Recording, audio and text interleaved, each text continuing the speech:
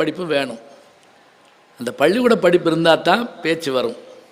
எனக்கு எங்கள் அப்பா தமிழாசிரியர், அவர் இப்படி சேர் போட்டு வாசலில் உட்காந்துக்கிட்டு என்னை வாசிக்க சொல்லுவார், நிற்க வச்சு. சித்திரமும் கைப்பழக்கம், செந்தமிழும் நாப்பழக்கம், வைத்ததொரு கல்வி மனப்பழக்கம், நித்தம் நடையும் நடைப்பழக்கம், நட்பும் தயையும் கொடையும் பிறவிக்குடம் சொல்லி பழக பழக பழக பேச பேச பேச பேச்சு வருங்க. செல்ல பேசினா பில்லு தான் வரும், ஞாபகம் வச்சுக்கிறோம். நான் ஒரு வாரம் தொடர்ந்தாப்பில் பேசினா பில்லு தான் வரும், பேச்சு வராது. வாசிக்க சொல்லுவார். அந்த வாசிக்கிறப்ப என் கையில் புத்தகம் இருக்குங்க. நான் பிள்ளையாக வாசிச்சிட்டேன்னா அவருக்கு, உங்களுக்கு இப்போ தெரியாது, 2-3 ஆண்டுகள் பார்வை இல்லாமலே இருந்தாருங்க. ஆனால் சட்டுன்னு கோபம் வந்துடும்.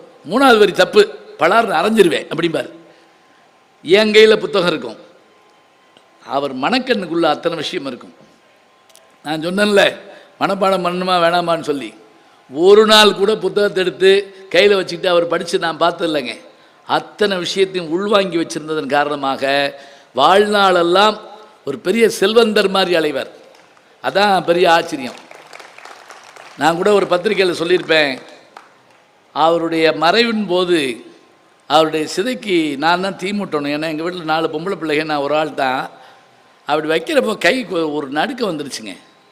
தந்தைங்கிறதுக்காக மட்டும் இல்லைங்க, ஒரு நூலகத்துக்கே தீ வைக்கிறப்போன்னு நான் பயந்து போனேங்க. அப்படியே எப்படியான விஷயம், எப்போ வேணாலும் எதை வேணாலும் கேட்ட உடனே சொல்லணும்.